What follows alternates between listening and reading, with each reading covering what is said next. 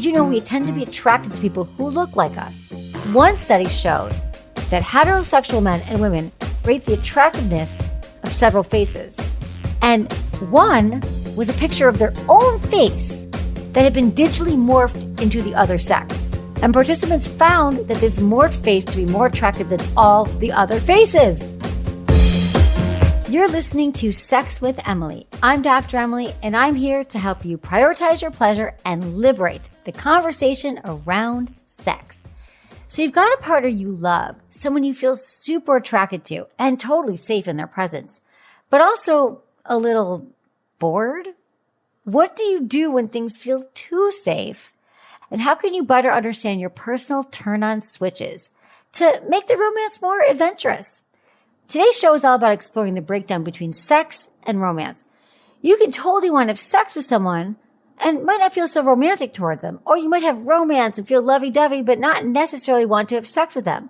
So by the end of today's episode, you'll better understand how and why you get aroused, so you can make any partnership more erotic and know which ones you just might never make erotic, and that's okay too.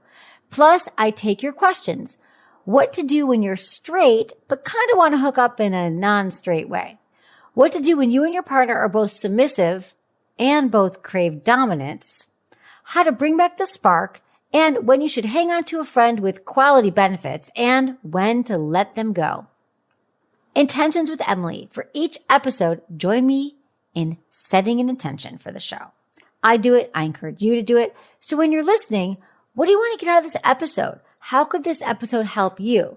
Well, my intention is to help you understand your arousal triggers. In other words, what turned you on? How do you turn yourself on? And how to use that sexual energy for any partnership? Please rate and review Sex with Emily wherever you listen to the show. My new article, How to Make an Awesome Dating App Profile, is up on sexwithemily.com. Also, check out my YouTube channel for more sex tips and advice. If you want to ask me a question, just call my hotline, 559-TALK-SEX, or 559-825-5739. Just leave me your questions or message me at sexwithemily.com/askemily. Always include your name, your age, where you live, and how you listen to the show. And also, I'm totally cool if you change your name if you want to remain anonymous. I just want to help you. All right, everyone, enjoy this episode.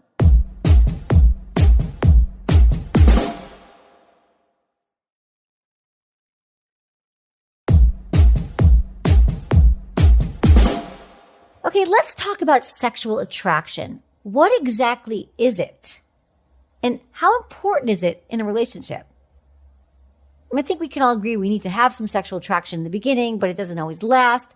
And what to do when you have it with some people, but you don't have it with others. I could talk about this stuff all day long. And I think it's important because we've all been very, very confused for a long time about sexual attraction and relationships. But here's some fun facts and things to keep in mind about sexual attraction. Number one. Sexual attraction is fluid and mysterious, so no matter how you identify your sexuality, straight, LGBTQ, fluid, figuring it out, you can feel purely sexual towards some people, even if you know you're not looking for a relationship with them. This connection might be stimulating to you, and there's just simply something about their vibe, their energy, or their appearance that just piques your curiosity. It turns you on. Now here's an example. Say you're a cisgender heterosexual woman, meaning cisgender, meaning it was the gender you were assigned to at birth and you are attracted to men. You've always dated men and you enjoy having sex with them. And you want to keep having sex with men. You want to build a life with a man. Maybe you want to have children with a man. But you also find yourself sexually fantasizing about women. You actually think you want to hook up with a woman. And it's confusing because you don't identify as a lesbian, you don't identify as LGBTQ, and maybe you doubt yourself. You're like, what is wrong with me? Does it mean I have to just not ever be with a penis again because I only want to be with vulvas? What the heck's going on? I want you to know this is totally normal because sexual desire, attraction, it's mysterious, and it sometimes shows a side of ourselves that we want to explore. It's our more adventurous side. It's our exploratory side. Remember this, sex is play. Remember we used to play more? God, we don't play enough. As kids, we could imagine anything. Like, I remember when I was a kid, I used to play all the time with my Barbie dolls, which is kind of ironic. And I would sit and I would make them outfits, and I would make them fall in love, and sometimes Barbie would be dating Ken, and sometimes Barbie would be dating G.I. Joe, and sometimes Barbie would be dating the other Barbies. And it was so fun just to play. I would also play games outside with my neighbors, and we'd explore, and it would just be fun, play. But right now, we have to remember to play. But that's another thing. Remember that sex is play too. And sex comes from our eroticism and our imagination.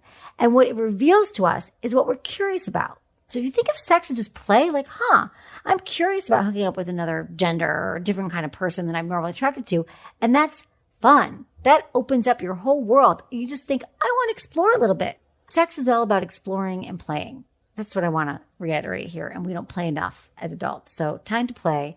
And your sex life is a great place to start. Taking all the pressure that you put on yourself to put yourself in this box. Think of it as an adventure. Number 2, understand that your desire habits are a mix of a few things. That's because sexual attraction is just a small component of a much larger dynamic between you and another person.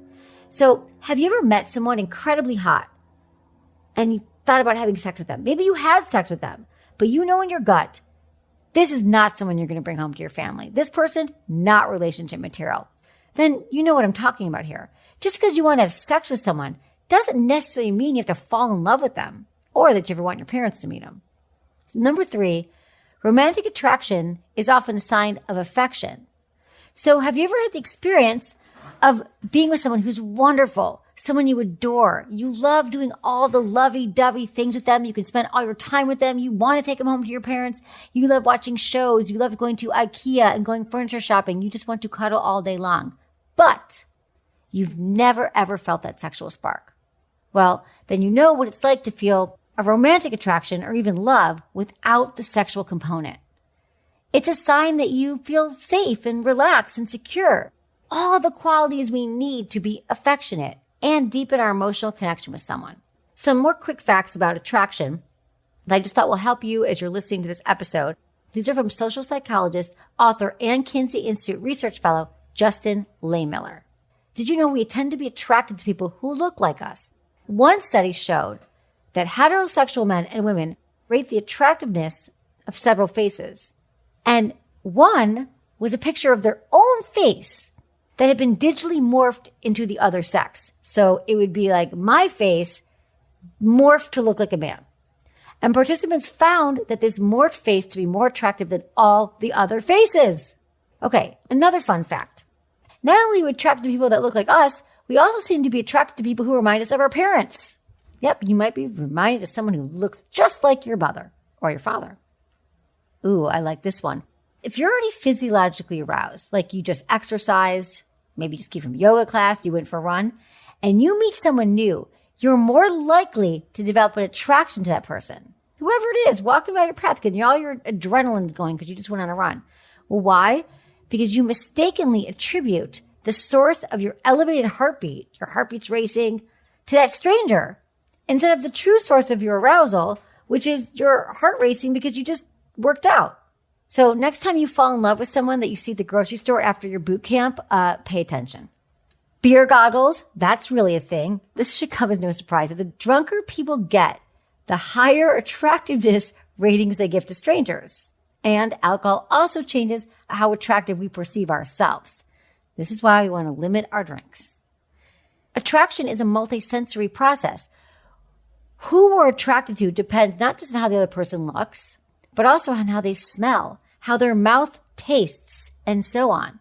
So the senses also play a role in attraction. I always find this fascinating. The things that heterosexual women find attractive in men vary across their menstrual cycle. So when we're at our peak fertility in our cycle, we're attracted to like manlier men, like muscular guys with really deep voices. But other times a month, not so much. So when you think it's love at first sight or this is my partner, at least wait till you've gone through a few menstrual cycles to see if this is really your match.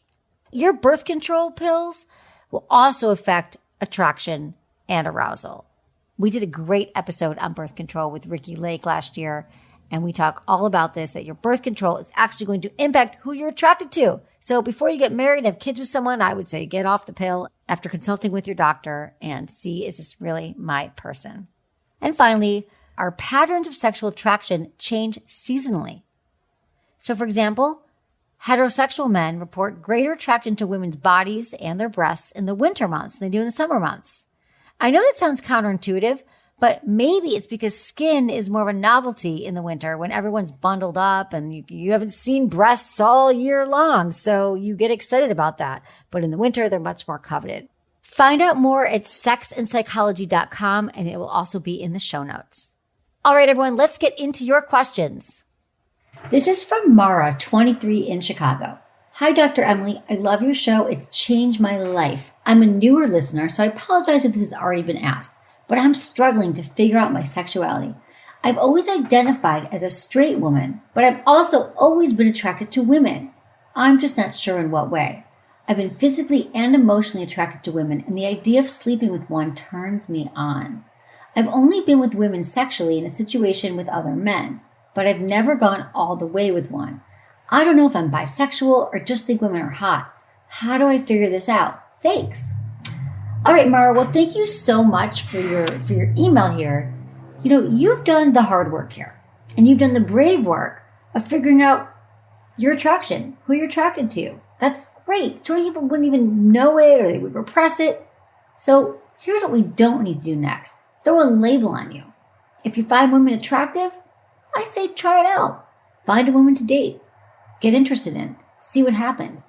I think this whole am I bisexual? Am I gay? What does it mean? Am I full-on lesbian? It doesn't matter. You don't need to know right now. What I love is that you're 23 years old and you're on a path and you're exploring and you're figuring out. Do I like women? Do I like men? Do I want both? Because guess what? You get to have it all. All we need to get you to do is feel confident in it and to get out there and start exploring. Thanks for your email, Mara. This is from Sarah, 28 in Vermont. Hey, Dr. Emily, I met a guy on a dating app, and we've been on 6 dates now. He always seems excited to see me. He plans dates for us. He calls them dates. He texts me regularly and generally seems to have a good time when we hang out. However, we barely make physical contact. He gives me a one-arm hug at the end of every date. One of the dates was at his apartment to watch a movie, and I initiated couch cuddling. He was very responsive and seemed comfortable with it. I also was the one to lean in to kiss him. He also genuinely seemed into kissing. However, that night, there was no kiss goodbye. Later this week, we went for a dog walking date, and again, no physical contact except for the one-arm hug at the end. Not the one-arm hug. I don't know if he isn't kissing me because he doesn't like me, he isn't big into kissing, or if he's shy.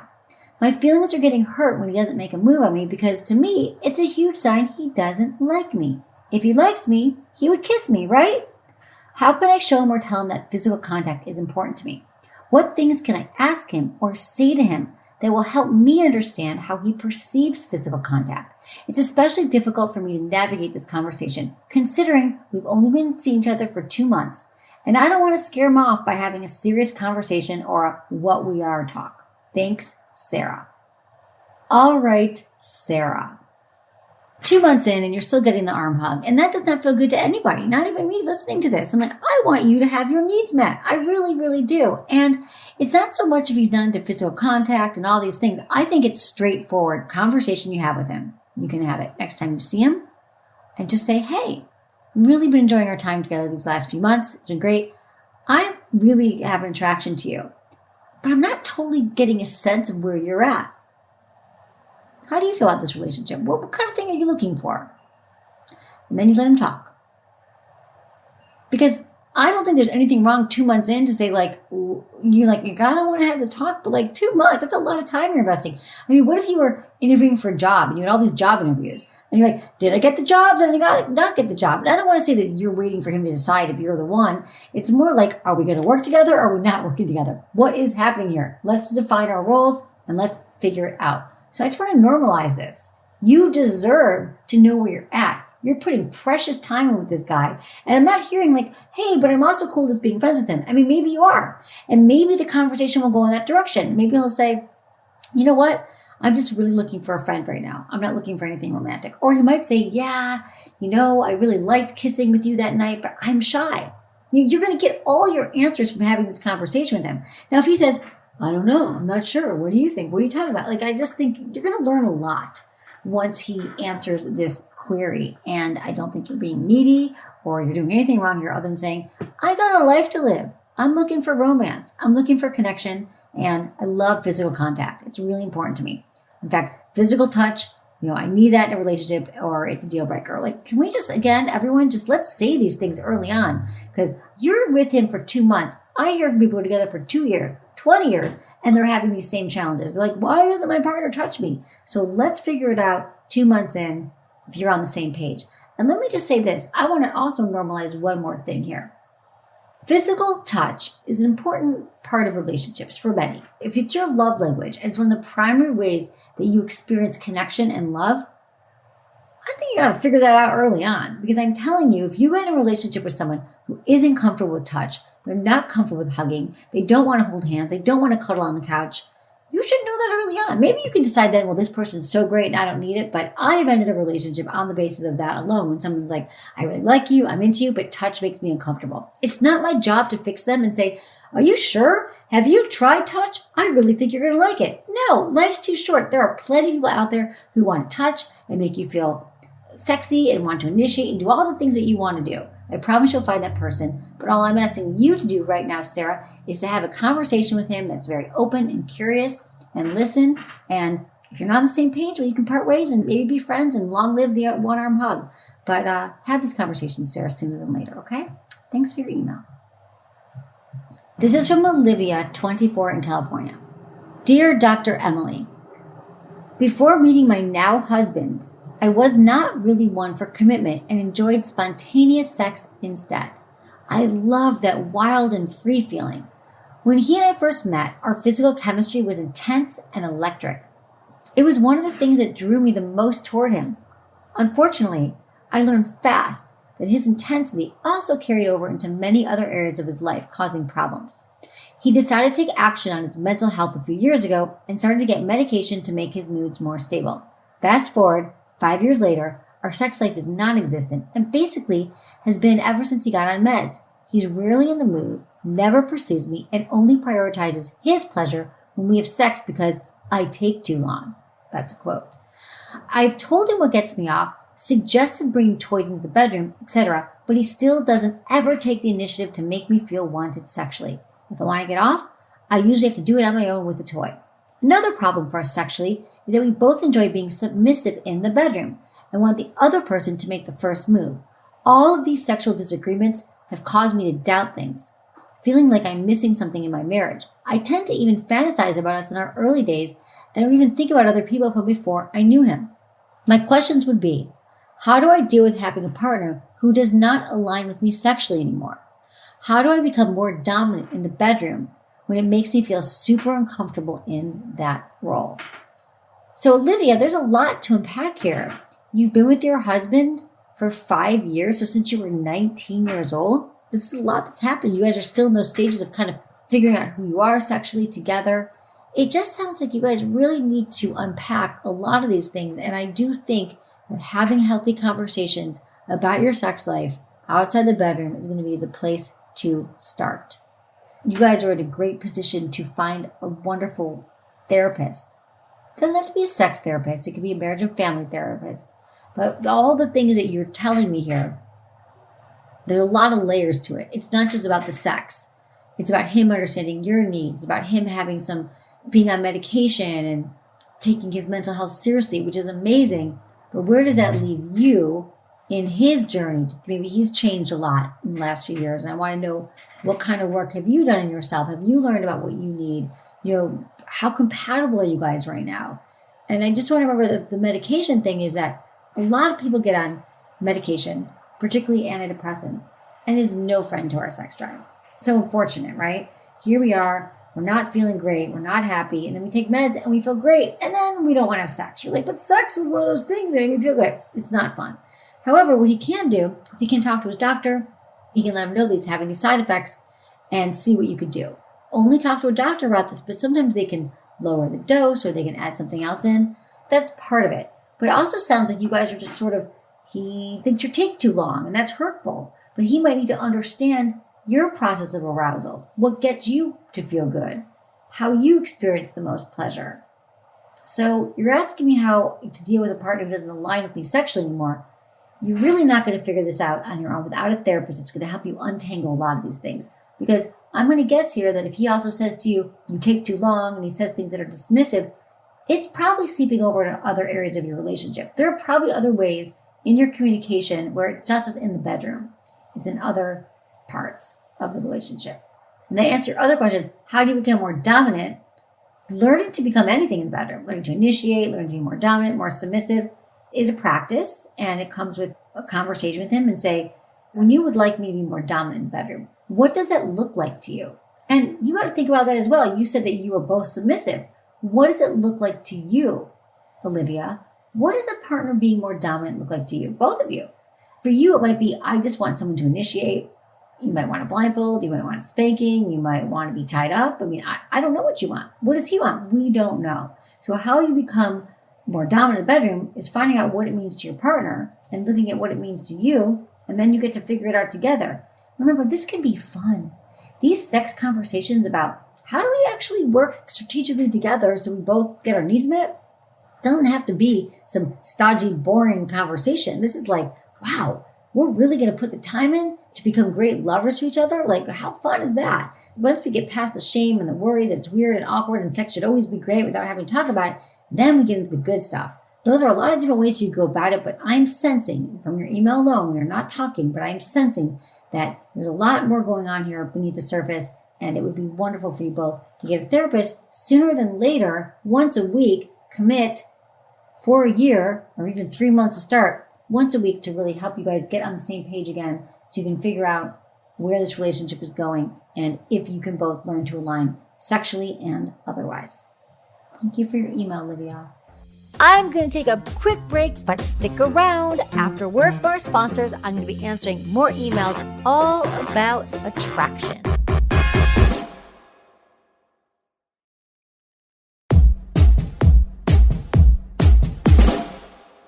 We have Ryan, 42. Hey, Dr. Emily, I've listened to your podcast and it helped me, but I've come to a point in my marriage that I don't know what to do. To give you some background, I'm 42 years old and my wife is 38. We've been married for 19 years and have 2 wonderful boys. Our oldest started college last fall and our youngest is a sophomore in high school. Over the past year or 2, I've been feeling as if my wife doesn't want me. To me, she shows no affection or intimacy. I've tried discussing this with her and it just ends in a fight and her telling me I only want sex and me feeling bad, retreating and bottling up my feelings. I'm at the point where I'm ready to give up. She says she doesn't know how to initiate, so we've discussed different ways. I've even brought toys to maybe help her enjoy sex and maybe even initiate using toys. I don't know what to do. Please help.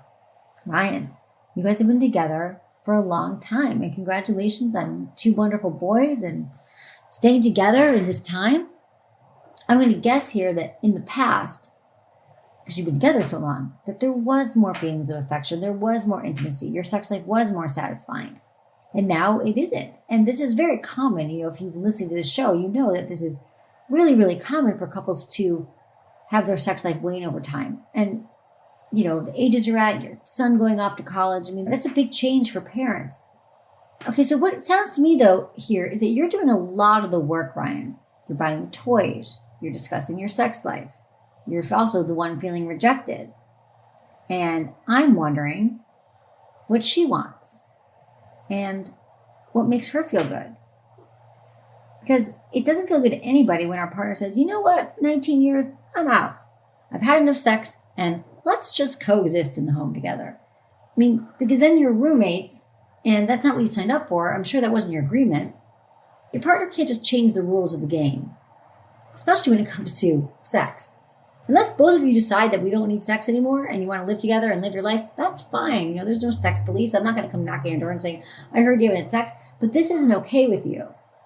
And you're not feeling loved, you're not feeling appreciated, you're not feeling valued, and that really hurts. And I'm sorry you have to go through this right now. And again, I'm only getting your version of the story. I haven't talked to your wife, but I feel like couples therapy, if you guys haven't tried it yet, would be so wonderful for both of you. Because it's really common for couples to be together as long as you've both been together and you're sort of in the same place, having the same conversations over and over and over again. Now, maybe you're saying, we tried it. It didn't work. But let me tell you this. Trying it does not mean we went 3 times to a therapist and we didn't like her or him.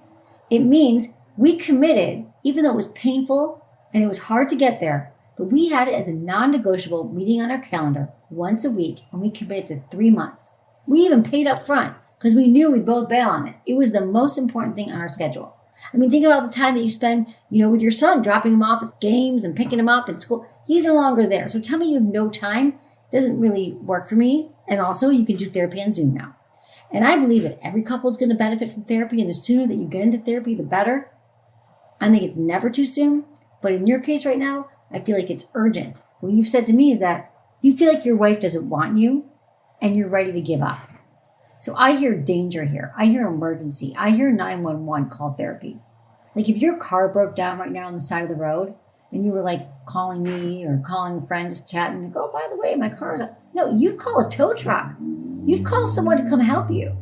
And this is in relationships, I'm telling you. The only thing you can do is go into therapy. You're essentially getting a mediator to help you. You're not getting admitted to a mental institution, which I think people, I don't know why you're all so afraid of therapy. Is that what you think? You think they're going to be like, oh God, you're crazy. No, they literally are helping you have conversations that are so difficult for you to have on your own. Which, by the way, welcome to being human. It's difficult for all of us to have these conversations, which is why I think we all need therapy. So again, I'm sorry you're going through all this, Ryan. I really want you to find some help.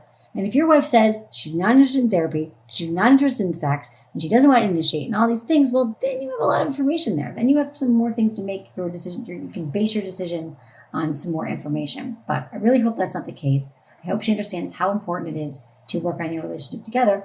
And let me just say this, going to a therapist is also the best way to fast track wherever you're going.Maybe it is time to give up, Ryan. I don't know. But you're on your own, trying to have the same conversations and buying the toys and trying to figure out what to do. And it's not going to happen. I'm telling you right now, after 19 years, you're not going to be able to move the needle like you will be able to move it if you find a therapist to help you through it. Okay, Ryan? Let me know how it goes. I'm here for you. I got you. Okay, this is from Clarissa, 25 in Portugal. Hey, Dr. Emily, I'm Clarissa, 25 from Portugal, and I just recently discovered your podcast, and I'm in love with it. I've been in a relationship for 5 years now, married for 3, and my wife is 34. In the beginning, sex was great and we couldn't get enough of each other. But now, for the past years, it's been really difficult for us to get it on. Her sex drive used to be really high in the beginning, but after some time, she changed jobs and it was really consuming her energy, which led her to have a low sexual appetite. We've tried having a threesome and it helped, but I feel like sometimes we just don't look at each other the same way we used to. We've changed a lot since the beginning of our relationship. And there's rarely any flirting or seducing each other anymore. Any ideas on how we could rekindle that spark? Thank you.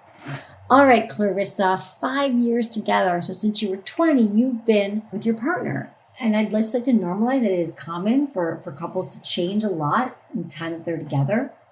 And for the sex life to just sort of not flourish like it did at the beginning. 2 very common things. It could be stress, it could be the jobs, it could be changing, but it's going to happen a lot. It's going to continue to happen in your relationship. So I'm wondering if you both have a growth mindset around sex and if you're both willing to do what it takes to make this sexual relationship work. Because you already see what happens when you don't have it and you don't talk about it. And you sound like you're the one who's really trying to fix it here, who's trying to come up with solutions. Rekindling the spark is a process that works best when both of you are on board and both of you would like to rekindle it. So I'm going to guess that I'm going to hope that she would like to do that as well. It really starts with a conversation outside the bedroom, not when one of you is frustrated again because, didn't respond to the sexual advances and didn't take initiative. It really comes from saying, I really want to talk to you about something. And I feel like our sex life isn't what I would really love to find ways that we could both work on becoming incredible lovers to each other. A lot of couples listen to this show together because it makes it a lot easier for them to kind of have these kind of conversations. It's not easy, and I get that, and I'm hearing you. It is not easy to have these conversations, but if you do both have a growth mindset around sex, is she willing to listen to podcasts together, read together, have conversations about what your turn-ons are, what are the best times of day to have sex, write down the 3 most memorable times you had sex and swap those lists. Like find out some information about what the spark looks like for both of you. Do you understand your arousal patterns, how you both get turned on? What turns you on? Is it when your partner initiates? Is it dirty talk? Is it using toys? Is it orgasm? Is it watching porn together? Is it dressing up? Is it when you're on vacation? Have you guys had a vacation in a while? Have you been stuck in your house? Let's remember, a lot of us have been in our homes the last 2 years. And then we're on top of each other. And that's really hard too. So there's just a lot of things happening where, sometimes you need separation. So I mean, not separation, not breaking up, but you need to get out of the home, or you need time apart. Maybe you've been on top of each other and there hasn't been even time to miss each other, even time to desire each other. But I always try to give you all the next step, because you're not sitting here with me, I'm not meeting you, we're not talking. But my next step for you would say to get on the same page with your wife and say, I really miss our intimacy. And it's so important to me that we continue to be sexual. And I'd love to find some solutions where we could both work on it to make sure that our sex life is stronger than ever. Would you be down? And see what she says, right? Listen. And remember, when we have these conversations, it is very important to listen and to come in with a curious, light tone, and to definitely do it outside the bedroom. And then I can help you from there. You can even send me another email and let me know what happened after that, and I can help you. We have so many great resources on our site, sexwithemily.com. We've done a lot of great podcasts about just this thing, rekindling the spark, going from stale to sexy. So check out those shows as well. And thank you so much, Clarissa, for your email. I appreciate it. I appreciate you.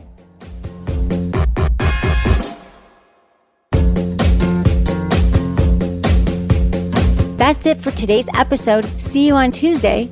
Thanks for listening to Sex with Emily. Be sure to like, subscribe, and give us a review wherever you listen to the podcast, and share this with a friend or partner.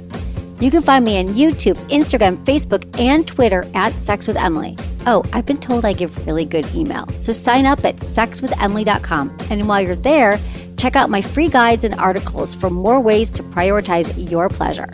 If you'd like to ask me about your sex life, dating, or relationships, call my hotline, 559-TALK-SEX. That's 559-825-5739. Or go to sexwithemily.com/askemily.